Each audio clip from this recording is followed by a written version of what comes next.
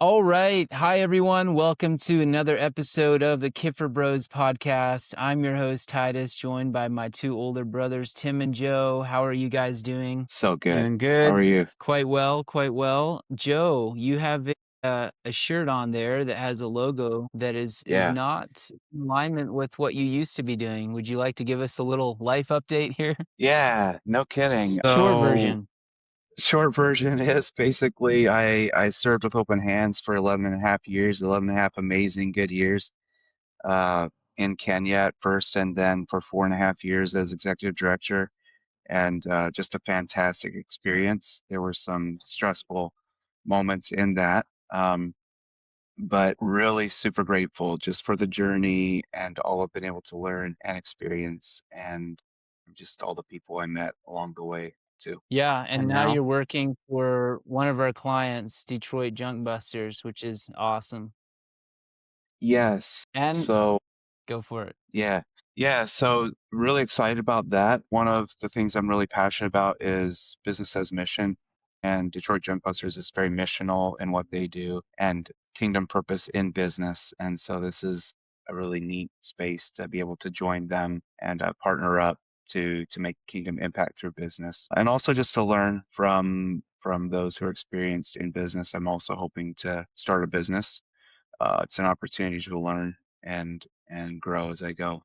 Yeah, Amazing. it's Yeah, let's awesome. talk more about your business that you're starting up in future episodes. It's exciting stuff. But yeah, joining us today is our business coach and EOS implementer, Steve Byler. Steve, thank you so much for joining us today and sharing on this topic of avoiding burnout. good to be with you guys. So, Steve started coaching us about 2 years ago, I guess. This was a point in our company when we had just gone through some difficult transitions. And, our company had a little bit of momentum, but it was still in a very fragile spot. Tim and I were sort of trying to get our feet under us and figure out what it meant to move forward in that season. And, Steve reach out and offer to help us implement EOS. So we took him up on that, and without really knowing much about EOS, I think we had read, some of the books and knew a little bit. Yeah, we were like, hey, this is going to be a amazing support for us, and so why not do it? And it's been a huge blessing. Steve's been to India twice to help us with our annual planning sessions, is planning to come to India again end of this year. And I just think, especially as younger business owners, to have someone older with experience come alongside us, not just the EOS implementation, but just believing in what we're doing and being encouraging has been so encouraging. So yeah, thank you so much, Steve, for all you've done for Pro Synergy and the continued input that you hopefully will give for a while yet. Well, it's been a real pleasure working with you guys. And I don't know that we've talked a lot about this aspect of my own journey, but I tried this kind of business as mission project myself back in my 20s. So I was 25 years old when we moved to Ireland and went to work there in both the church plant and trying to start a business in a foreign country, Europe no less, which has some real challenges for Americans coming in, trying to immigrate, and set up a business. So I hit my head against the wall many times there, learned a lot of things. And when I saw you guys in your project, I think the concept that kind of came to mind is I think I might have something to offer these guys that I wish I had had when I was in their situation. You guys had more Mm. international experience than I did at that point, but getting a business started was a brutal journey in Ireland. And I finally gave up. And after I gave up and decided to come back to the States, I was able to set up the business structure. So maybe you have to give up sometimes to win, but got the structure set up, moved back, and then went back over to Ireland and helped issue the first work permits. And so they've been running over there ever since now on the basic platform that was started. But for a guy in his 20s, it was a brutal journey, but great Yeah. experience nevertheless. And love to see what you guys are doing and the impact, not only that you're having, but the potential for just a significant impact there in India. Yeah, absolutely. So you've shared a little bit of your professional experience there in Ireland, but could you just give us a brief sketch of your professional journey so far, your business ownership, and then kind of your journey into coaching? Yes. So I grew up in a family business. Business was in our backyard. in the world of sheds, manufacturing, retailing sheds. And then I took over my father's business when he retired in 2010. So it really was, as I would say, it was kind of a job for me, my dad, and a few close friends. And when he retired, I took over the family business. My goal was to really build a company. And I didn't exactly know what that meant. I just knew we didn't have one yet. And I wanted to build a company. So I went on the journey, and it was a intense, I would say even brutal at times, journey of growth, surrounded by business peers through organizations like Vistage and Virginia Council of CEOs, worked with quite a number of coaches, went to innumerable business seminars, conferences, read newsletters, listened to podcasts. They weren't very popular back then yet. I've got tons of DVDs and books, that I invested in my business growth. All that to say, during that same time, I also had an acute theological interest. And so from the time I was 25, I was involved in pastoral ministry. And by 2012, I was also senior pastor of a church here in Harrisonburg. So I was involved at the same time in pastoral ministry and business leadership. And both leadership growth and theological development were kind of concurrent pursuits. And one only has so much capacity. Also had a family, 7 children. 2015 to 18, I was chairing 2 nonprofit organizations. The church was growing rapidly, business was growing rapidly, and I really cared about the space that I call the intersection of faith and business. So entrepreneurship as missional, and not so much explicitly Christian probably in the marketplace as implicitly Christian, and living and working in the third space where just the world, as in all humanity and Christians, intersect in common interests, with the goal of, I would say, winning the opportunity to speak of my faith in that space. So a little different approach than some people take, but a real passion that I carry. So that's really the space I moved into, immersed my life in, and was there really until 2018, I guess. Yeah. So on your LinkedIn bio, it says that for much of my adult life, I was also involved in ministry in the church. You had been talking about your company. You say by 2012, I was fully bivocational as a senior pastor and CEO. You mentioned you were chairing 2 nonprofits. Then you say what followed was a burnout, severe fatigue, and life-altering reset in 2018, which is not very common to see that on a LinkedIn bio, but I really appreciate the authenticity. We see lots of reels, or at least I see reels on social media about how inauthentic LinkedIn is. You're always trying to make yourself look amazing, but right there in your bio, you mentioned this burnout event. So, which is the topic of our conversation today. So could you share maybe first of all why that's in your bio, and then just describe what that experience was like, what led to it, and how you pulled out of it? Yeah, so, I'm still learning a lot about what happened, what brought me to that crisis situation, and how to best navigate post a burnout crisis. Burnout is used pretty broadly nowadays, and there's a whole range of kind of net impacts of burnout, from the broadly, documented quiet quitting that's taking place in the American workforce today, where people just no longer want their job, they want the paycheck, and they're just kind of half invested. And Harvard Business Review, and other studies note that probably 50 to 70% of the American workforce is kind of in that state. So, pardon me, I'm a very high D, so very autonomous, very driven person. Some of that's DNA, some of it was cultural, some of it was family of origin. And it was probably 2017. My executive assistant at that point, and he really was working in both my business space and church space. He just said to me one day, "Steve, I see you're struggling. I really think you ought to see somebody, and I've got a suggestion for you." And this was a guy named John here in Harrisonburg. And he said, "I actually have the whole paperwork here. If you fill this out, I'll submit it and make an appointment for you." And so I said, "Sure, I agree. Let's do it." Yeah, I knew of John. So I went to see John, and in a very early conversation. So this was probably maybe the fall. This was about 8 months before my burnout crisis. And John was a former Miami South Beach cop. I mean, tough as nails kind of guy, who came to faith a little later in life and then did a master's degree in in theology and then did a master's degree in psychology. And he was running his third Christian counseling center up here in Harrisonburg. And John and I became fast friends. And he never minces words, but he's also careful and wise and only says what he thinks he can get by with saying. So I think by about the second time I went in to see John, he just told me, he said, "Yeah, Steve," he said, "you are in trouble. And unless something radically changes in your life," he says, "something's going to break." And he said, "I don't know what it is." He said, "The break usually occurs wherever the weak spot is." He said, "It may be that you have a heart attack. I come see you in the ICU." He said, "I see a lot of that." But he said, I've seen 100 guys like you in my lifetime. They're running beyond their capacity. What they do, they care so deeply about that they can never let it go. And they're just all in all the time." And he just said, you can't keep going like this. We have to see if we could pivot your life. I said, "Oh, good luck with that. I'm on this treadmill. There's no way we can slow it down. There's no way I can get off. It's just go, go, go, go, go." In hindsight, I realize now that one of the kind of inner narratives that I've picked up somewhere in the course of my life was more, better, faster.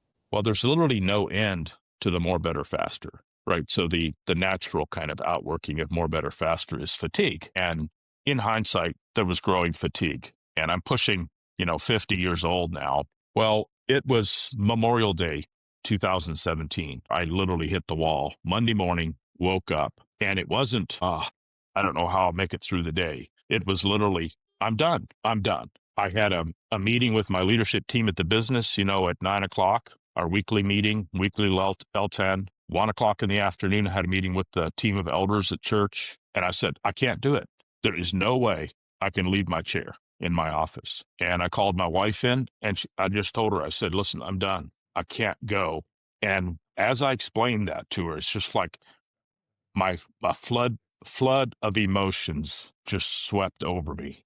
It's like I finally said something about my inner reality to another human being, and that unleashed this dam of emotion. And it's a slight oversimplification, slight exaggeration, but it's almost true that I cried for the next 30 days. And my wife calls John, of course, that very day and says, "Oh, help, Steve is in a basket case. Steve's a mess." And John said, "Oh, he'll be okay." She said, "Why don't you come in day after tomorrow and talk to me? But don't let him go anywhere. Don't let him do anything. Tell him just to go back to bed and sleep." And I sent an email to one of my fellow elders who was also on my leadership team at the business and just said, "I'm not going to show up for our meetings today. If you could facilitate both to kind of carry on in my absence, I'd appreciate it." And he basically said, "What's going on?" He and his wife came over and he had seen something similar with his sister. And he said, "I think we need to just shut off all your emails, reroute everything. We're going to set up a new email address. We're just going to contact only 3 people will have this email address." It was kind of a crisis intervention. Long story short, I go in to sit down with John on Thursday,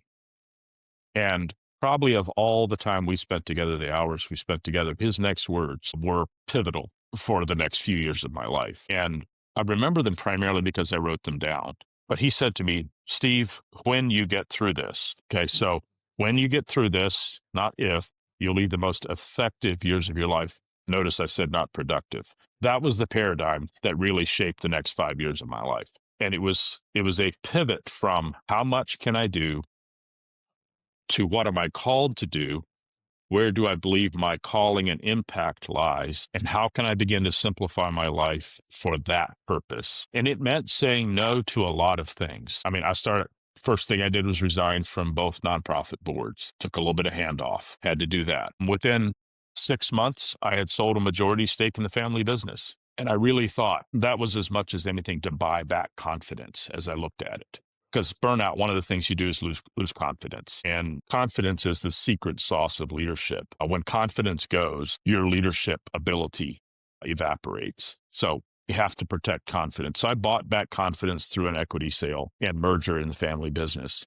And I really thought that would allow me to kind of come back and be bivocational again. I had kind of verbally given the church a 10-year commitment when I became senior pastor in 2012. And I knew I was called to bivocational because of the kind of work and faith intersection that was an important part of my life.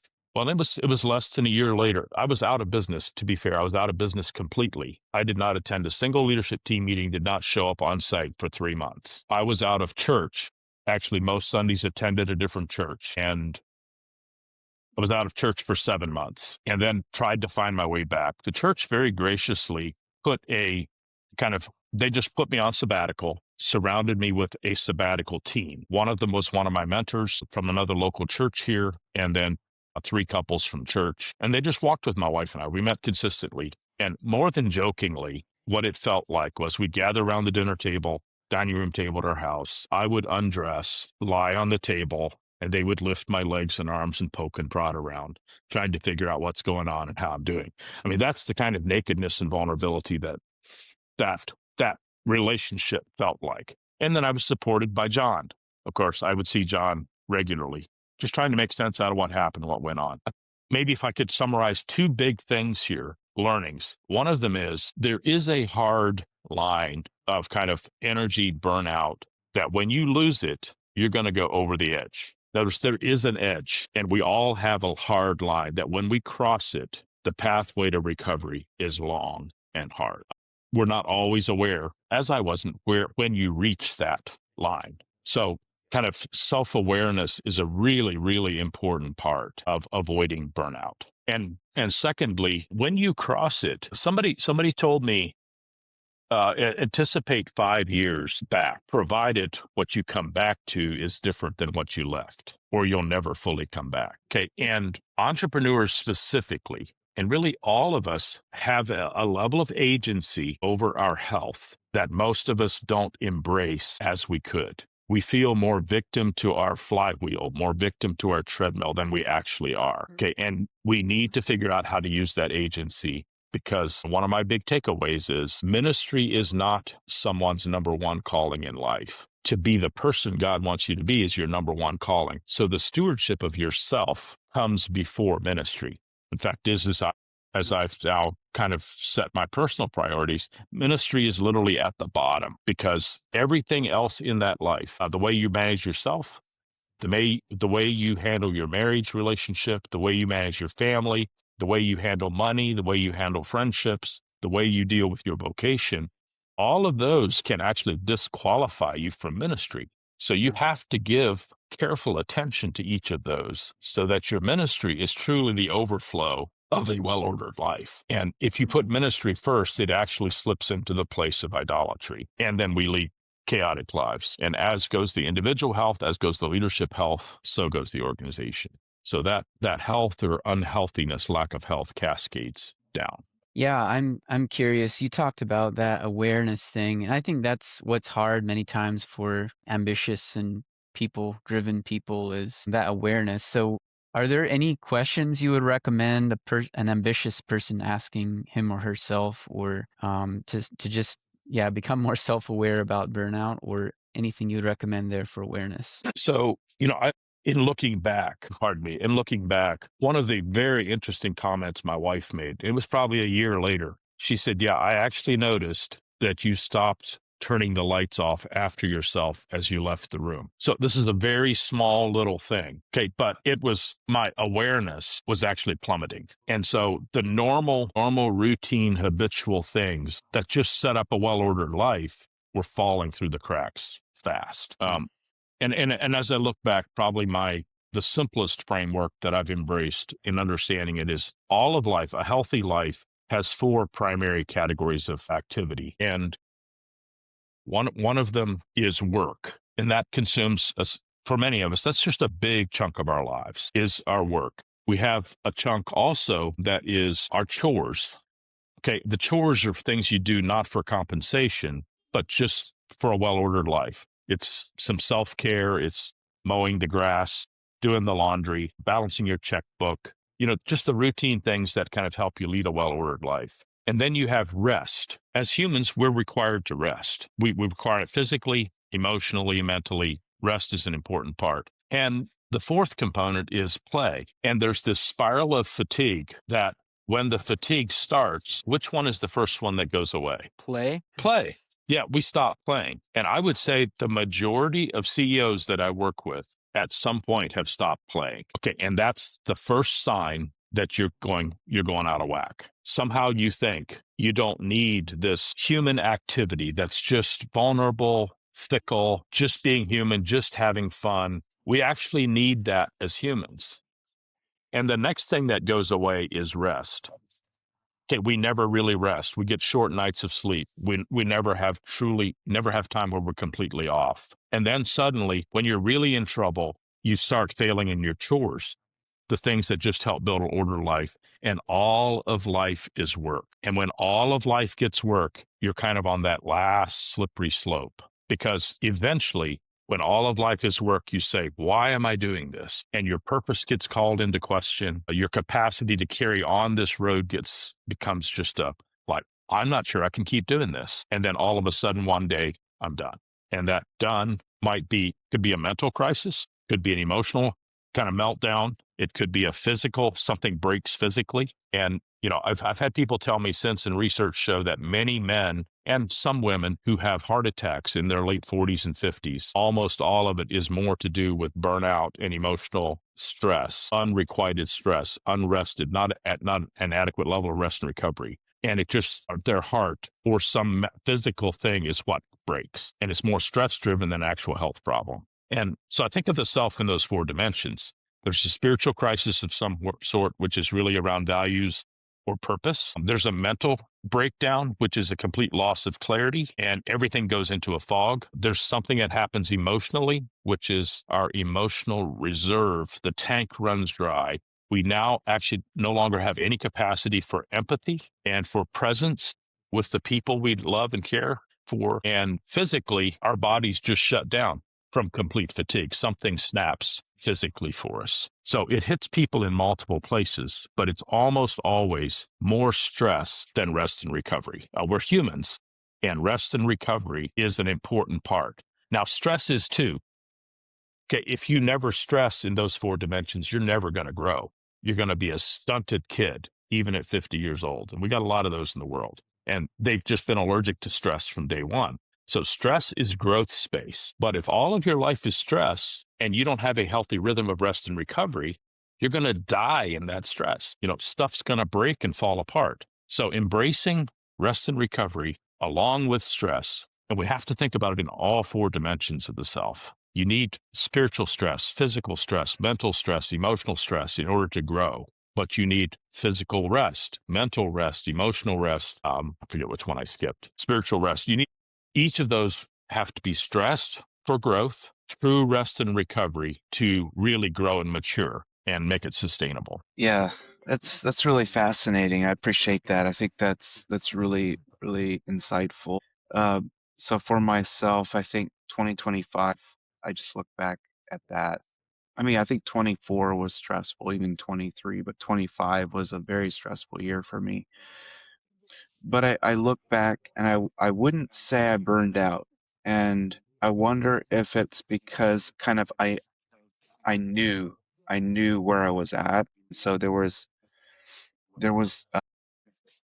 I was taking steps to kind of try to manage the stress. That being said, I don't think it was sustainable. At this point, we're in 26 and things have really changed for me, and the stress is really off now. And I'm super grateful for that. But I can see that where, we as humans, we're all vulnerable to that possibility of burning out. Like, if something doesn't give, we just, like you said, Steve, we have limitations as humans. And if that pressure just keeps coming down heavier and heavier and heavier, something's going to break at some point. And so, Yeah. Yep. Yep. I look at where I'm at and I think, well, it's a gift that there has been there are changes, various changes that have come in my life that the stress now feels like it's kind of dissipated. But I certainly, yeah, looking at your experience, your journey, yeah, I just look at that and think, and the John, the guy you mentioned, said he saw 100 guys like that. That doesn't surprise me at all. Like it's just, I think this topic is super relevant, I would note there is a kind of psychological component to this. There's a cultural component. There's also a theological component. And I would note that for me, one of the big And I had to pivot in all of those spaces in order to get back to a healthier place. And the theological component, one of the key aspects is that to be human is to need rest. And I think it's Kelly Kapic who wrote a book called, title's gone now, but it has to be with your own, I think it's You're Only Human and Why That's Good News. And the idea of being human, looking at the Genesis story, man shows up on day 6, and man's first full day alive in the garden was day 7. His first full day was day of rest. And the theological pivot that I had to make is we're actually created, and God's design for us is to work from a place of rest, not in order to achieve rest. You don't say, I can now rest because I have worked so hard and done so many things. No, you rest because God said, here's rest. Embrace it. Now go work. Okay, and this has theology of salvation implications. It has all kinds of ways in which we approach life. Is rest something God gives to us and is just to be received with gratitude? Or is it something that somehow if we strive hard enough, work hard enough, get enough stuff done, we can justify some rest? And so that And was one of the big ones. That was one of the big theological pivots for me. yeah, I like that. And I would add to it maybe that sometimes it's okay to quit, Yeah, because yeah, I think sometimes we feel like it's not okay to quit. And maybe and you also mentioned the thing of finding your God created purpose. Maybe you framed it a little differently, but that whole concept of leaning into what what God has for you. Because we can beat our heads against the wall some days, yeah, just hanging in there, right? And maybe it's loyalty, it could be good reasons, and sometimes you do just need to hang in there, push through to get to the end. But I think like that tenacity needs to be God led. I think it needs to be that we are doing that on the path that God has us on. And if it's something other than our God created purpose, we're in huge red zone for burnout. And right. so really getting clear on our God created purpose, core values, and then finding how to get in alignment with that, like super, Yeah. super important. And sometimes that No, means I quitting agree with you stuff, 100%. you know? That's right. That's right. Yeah. And that's where I think I would just emphasize we have more agency to address these issues than many of us embrace. I can actually quit. I can actually pivot. And people tell me, well, I'm not sure I can afford to do this. Well, what would it be like if you hit the wall and are completely out for 6 months? Can you afford to do that? I've said over and over, it would have been much cheaper for me to take a full month break, surround myself with true professionals from many different kind of contexts, and completely restructure my life than it was to go through this burnout and the long, slow, painful way back out. I can show you on my balance sheets. You guys are finance guys. My burnout cost me $1 million.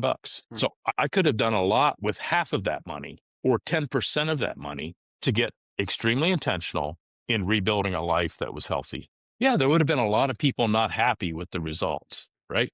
But there were a lot of people not happy and hurting and injured in some ways through my collapse and suddenly just walking off the scene for months at a time. That was brutal. I put my family through the ringer, especially my wife and my leadership teams at the church. I mean, this was hard stuff, and to embrace that and do the hard work intentionally would have been much better. So if I'm someone's curious what you listening to think. this, go ahead, Tim. I'm curious what you think about the question of why people, let's say people are becoming aware of it, and they're on the more, better, faster treadmill towards burnout. Why do they stay on there? Like what is it that, yeah, stops people from doing something about it early on? So I can speak for myself.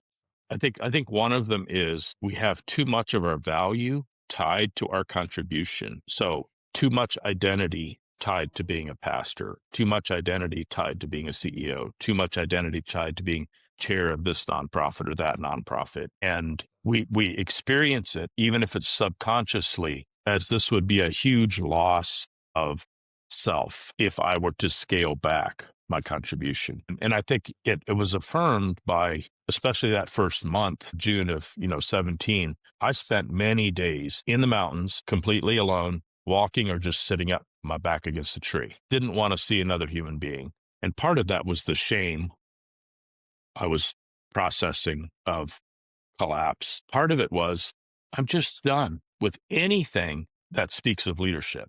Just completely done. Okay. And I would just insert one of the other pieces here is margin. We have to maintain margin. And if you think about it, we have to have a bit of margin in our time because there will be a crisis that requires a level of urgency that's going to take your time. You have to have some margin in finances because that's kind of the currency that buys you time or resources or tools. And the third one is you have to have a margin of energy. And if all three of those get close to depleted, there's no way to get out of that trap. So, and we think that it would be absolutely devastating to stop the flywheel at that point. Well, in fact, to step off the treadmill, stop the flywheel and start over and be very focused and intentional is actually much easier than going over the waterfall and spending 5 years of chaos trying to recover. Yeah. But that margin is what gets us. Okay. And we're all going to have those crises. You're going to have a betrayal in leadership that's going to take a huge emotional toll.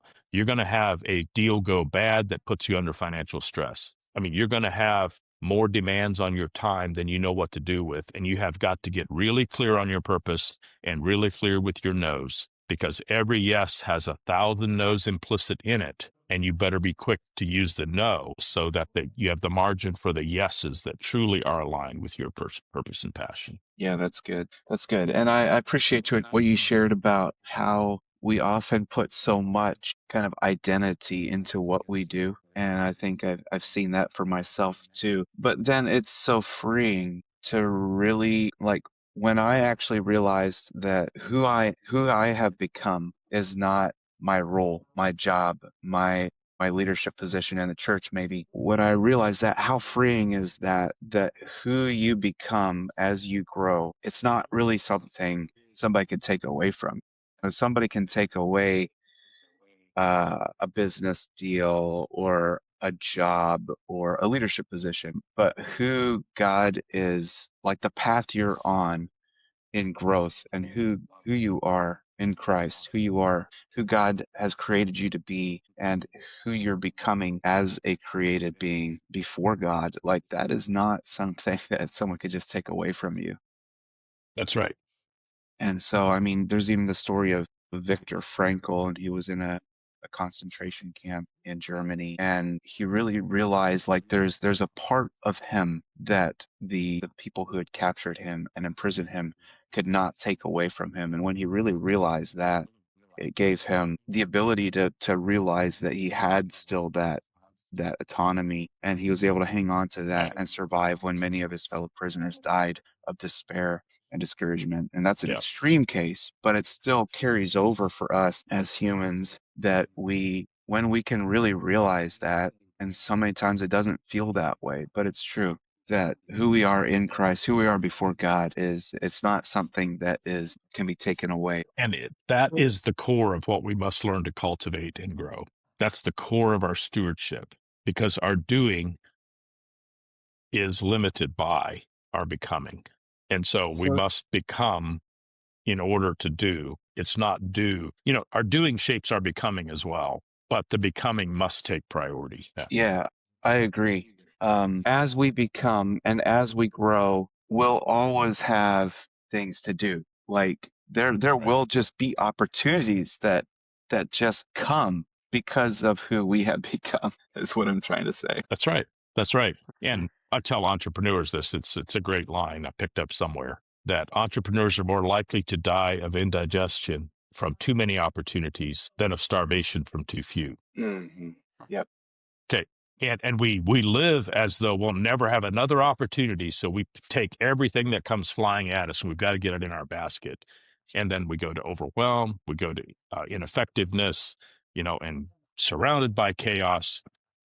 Again, all that to say, I still think most people in their 20s and 30s have to embrace some of that to kind of navigate through to their clear sense of purpose, a clearer sense of calling. In other words, to have great, highly meaningful, purposeful work as a 21-year-old, probably not going to happen. Set it as a goal to be there by 50, and you'll be exceptional once you achieve it. I love that. And also just, I mean, you think of the verse, he who is faithful in little will also be faithful in much. You know, God starts us out there. Like we start out wherever we start out. It may be somewhere horrible. It might That's be right. on an That's assembly right. line, putting tags in pots as they come down the assembly line at a greenhouse, watching the clock. But can you be faithful in that? Because it's not Yeah. a permanent situation. Like you'll Yeah. get past that. You'll get out of that situation. It's about the same as being in prison, but you know, For some people, that's true. I For me, hope it nobody was. watching actually does that for a living. We affirm you in your job, your calling, if that's you. Right. There's dignity in it. Yeah, that's good. feeding the That's good. multitudes, right? These are lettuce plants, or Yeah. tomato. Right. Yeah. For anyone who's listening to this and they're a little bit scared because they can see themselves in some of these descriptions, maybe they're not there yet, but they would like to course correct, and maybe it's not something so dramatic as quitting their job, but they would just like a few kind of takeaways, things they can do to pivot, and also practices they can implement to help them avoid this burnout situation. Could you just leave us with some kind of practical examples, Steve? I would say the number one thing you have to do is talk to somebody. Okay. And it doesn't have to be an expert, but you have to talk to somebody. You have to verbalize the level of desperation, anxiety, fear, uncertainty, exhaustion, whatever's inside. You've got to work to give it language to a trusted friend. The other piece then that I would say, really the model that I'm kind of working from personally, and I don't know that it's mine necessarily, but I can't tell you where it came from either. So it's a kind of a compilation of things, is you're going to have to stop for a moment at least. You may not be able to go on a 2-week vacation, but just stop and rest. Okay. When you stop and rest, it restores some capacity in every facet of your being to then reflect on what's actually going on. And there are many entrepreneurs who won't stop because they know, or they have this deep sense that it forces a level of honesty they're not willing to actually embrace. Okay, so you're going to have to stop, even if it's for an hour. Stop and look at your life. So it's rest, restores capacity, and then you reflect. And this is the hard discipline to develop, but you're going to have to reflect on what's actually going on and on how you're actually doing, what you're actually feeling, what you're actually thinking. That restores some clarity. Out of rest and reflection, it's the only way you can get to wisdom. And wisdom is this actionable insight that takes us next step forward. Okay, because one of the things you most desperately need in a space of growing fatigue is wisdom. But you're not going to get there through a soundbite that just explodes in out of nowhere. It comes from a rested space, even if it's just brief, that has facilitated great reflection. And usually it has some component of conversation with other people. And then wisdom shows up. Okay. And when wisdom shows up, one of the things you almost always have to do is reformulate or restructure a habit, because the habits are those routines that drive our lives. And typically it means we have to kill one, establish a new one. Or maybe we can't even kill one, but we have to establish a new one on the heels of that as a trigger. And again, James Clear and Atomic Habits just gives us so many great resources for how on this perpetual flywheel to establish new habits that will help you build the life you need in the future. A lot of who we become is around our habits. And when we're on a decline, it's the bad habits that are killing us. When we're a healthy, flourishing, growing, expanding human being, it's positive habits that are nurturing and building the kind of person that we want to be in the future. But we can't just fix habits. You've got to rest. And then you have to enter and do the hard work of reflection, which is to be honest about the self, be honest about my workplace, be honest about what's going on in my relationships. There's some assessment tools out there to help with that, but be really clear and honest and extract the wisdom from it, even if it's really, really painful, and then rehabituate one little habit at a time. And I would just say one of my new habits when I'm at home, this is my office at home. So I'm actually at home today, and this is my chair back here in the corner. And the days I am now in what I call my buffer days or free days when I'm home, I spend at least 2 hours in that chair every morning. My dad just found out about that yesterday, and it just blew his mind. You sit in your chair for 2 hours every morning. Yeah, 3 cups of coffee, probably, a total of a divine office, a 20-minute liturgy of the hours, and then reading from at least the Bible and at least 2 other books. And usually, even if it's not written journaling, significant period of time just reflecting on life, on what I'm thinking, on what I'm experiencing, on what I've read, just kind of building that orientation. And then feel like I'm ready to go. And I wish I could tell you it's like I start at 4 a.m. I don't. I'm just not a morning guy. So Yeah. it's late. It's late when it happens. Yeah, that's incredible advice. I'll have to find myself a chair like that. I'm definitely on board with the 3 cups of coffee and could use some growth on the 2 hours of reading. But yeah, this is all fantastic advice, especially coming from your personal experience. Thanks for being vulnerable and sharing that. It's one thing for some whippersnapper to come on and give 3 tips for avoiding burnout. It's a whole nother thing for someone who's been through it, has come out the other side of it to fruitfulness. And so, yeah, thank you so much for sharing, and thank you everyone who tuned in for this episode. And we look forward to continuing to release these at least monthly and hopefully getting back to bi-weekly soon. So, is there anyone who wants Anyways, to share any closing thoughts here? Joe, go ahead. I have a closing thought. Yeah, I think that we really need to get back to our just bi-weekly running our mouths, and the 3 of us, even when I was great to have guests on. But we shouldn't be waiting for the Steve Bylers of the world to get on these podcasts and run our mouths. Let's not But let a good lack of content stop us. but by the way, I also wanted to say I really enjoyed this, Steve, and I really appreciate hearing from, like Titus mentioned. I just reiterate that it's, for me as well to hear from people with white hair who've been through real life experience. I really value that. So spending this time live with you today was a gift for me. Thank you. Thank you, Joe. Yeah, and I just want to say again what Titus mentioned at first. Big thank you to what you're bringing to Pro Synergy and helping us. It's made a huge impact on us. So it's part of your, I guess, post burnout effective season that we're benefiting from. So thank you so much for being willing to do that for us. Thank you, Tim. Honored to work with you guys. Okay, see you all next time. Yep.